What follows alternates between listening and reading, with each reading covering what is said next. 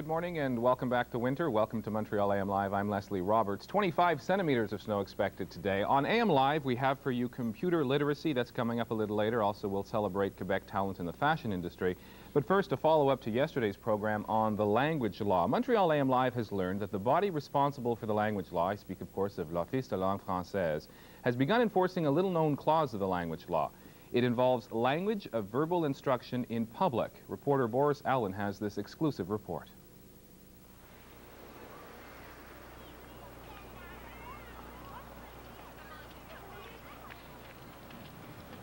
There are those who think that Quebec language laws are an infringement on human rights, but many will be surprised to find out that human rights are not the only ones concerned.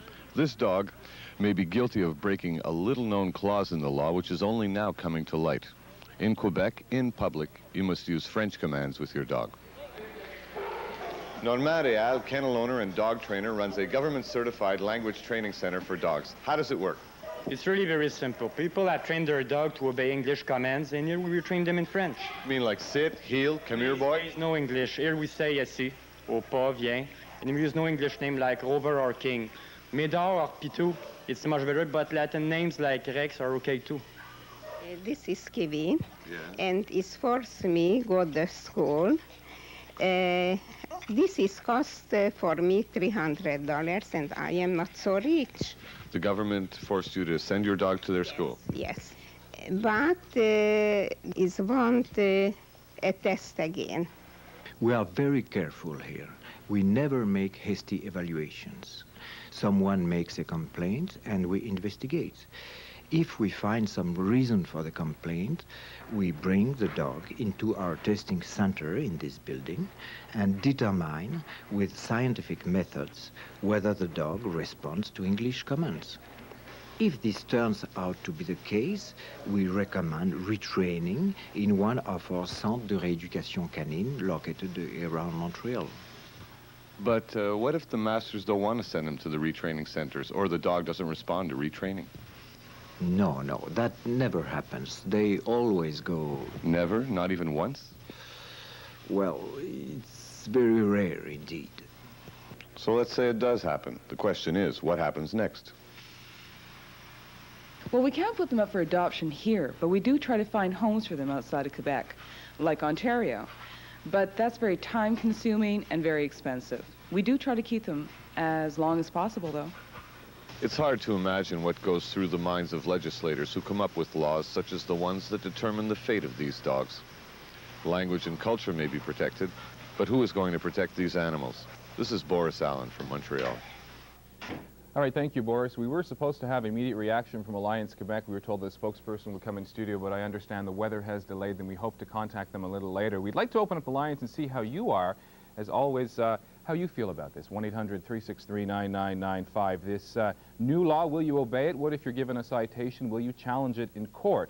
Is there a case to be made for animal cruelty? Take a look at the animal testing scenario. Let's hear from you. 1-800-363-9995. We'd like to open the lines for the next couple of moments and get your reaction to this exclusive report. It involves the language of verbal instruction in public. We'll take a break, and then we'll take your calls at 1-800-363-9995. Don't go away.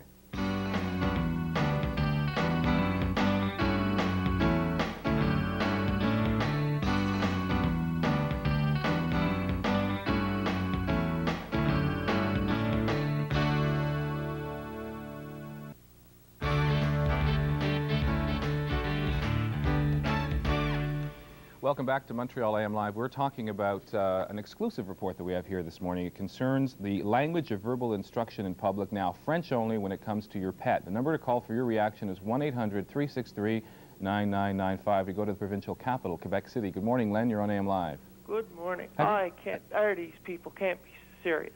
Have you been caught yet? No, I'm not a dog owner myself. Okay. I have a lot of my friends that are, and who are Anglophones like myself that live here. Now, I'm bilingual. I can speak to their animals in French, but why?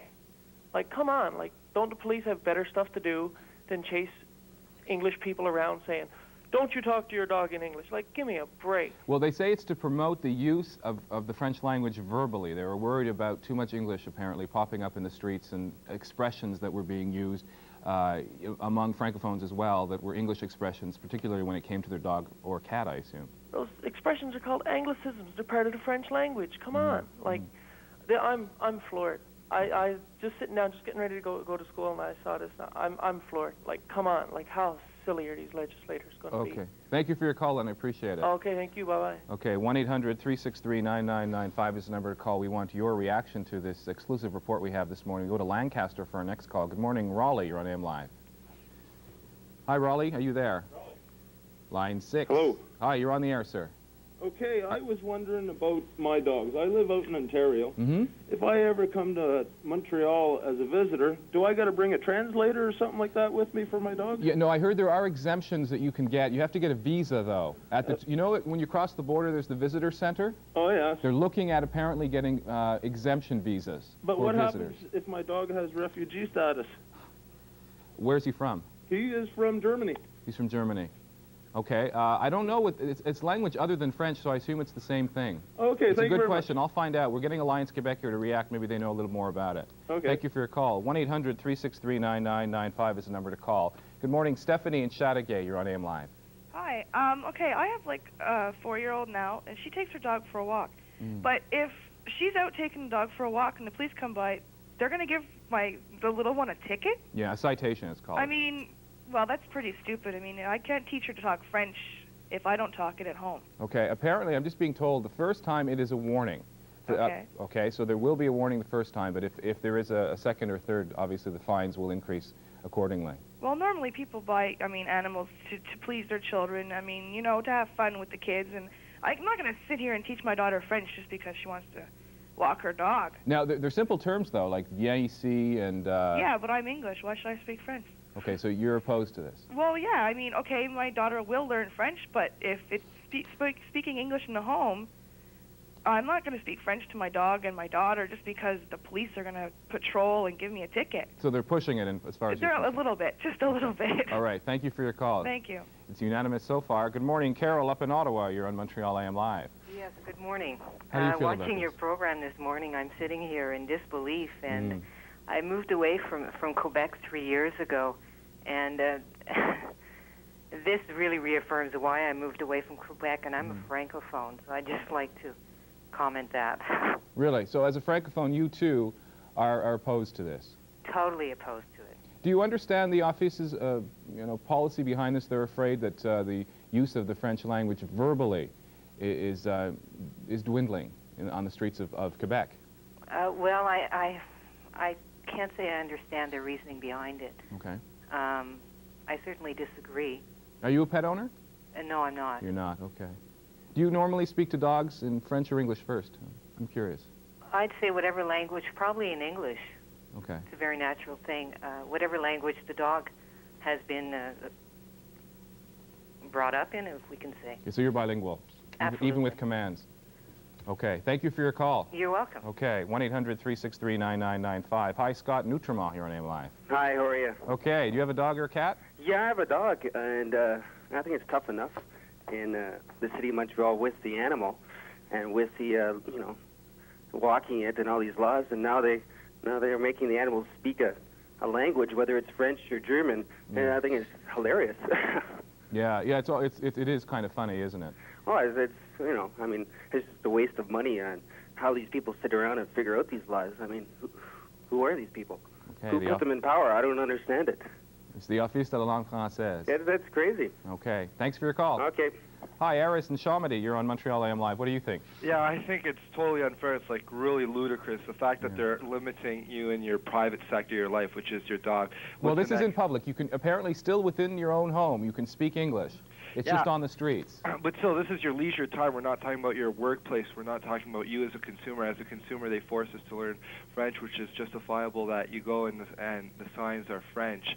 And, not all our road signs are French. We can accept that. But when this is a private sector of your life, a private part of your life, and they're limiting that, and that's totally ludicrous. Okay, apparently the training centers were complaining that too many English dogs were in this province that didn't understand French commands. Does that make it a little more legitimate for you? That apparently dogs aren't fluent enough with French commands? Well, I don't think dogs should have to be. Like, you can't teach an old dog new tricks. I have a 12-year-old German Shepherd. What am I supposed to do? Put her to sleep because she doesn't understand bien ici à ce doigt? Like, I speak French. I'm functional in the French language, but this does not mean that I want to speak to my dog in French. I am of Greek origin. I speak Greek at my house. What's the next step? I can't speak the language of my choice when I'm out in public. Yeah. Have you tried teaching your dog Greek by any chance? No, but once in a while somebody will talk to her in Greek. She understands. Yeah, no, oh, she does? Yeah, she does. So it is possible. I mean, maybe the office has something here. Yeah, I know, but when you're learn talking new about like a 12-year-old dog, I don't think if you speak to a dog in any language at 12 years old, she'll learn new commands. Okay. Thank you for your call. I appreciate it.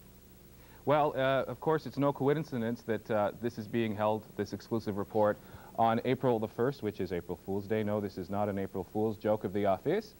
It is our April Fool's joke. Our thanks to reporter Boris Allen, who, of course, is alias Bob Olivier, and it was an idea of André Roussil, who's a Montreal filmmaker with an amazing sense of humor, and says that he got the permission of the office to do this. We'll take a break, and we'll talk computers right after this. Don't go away.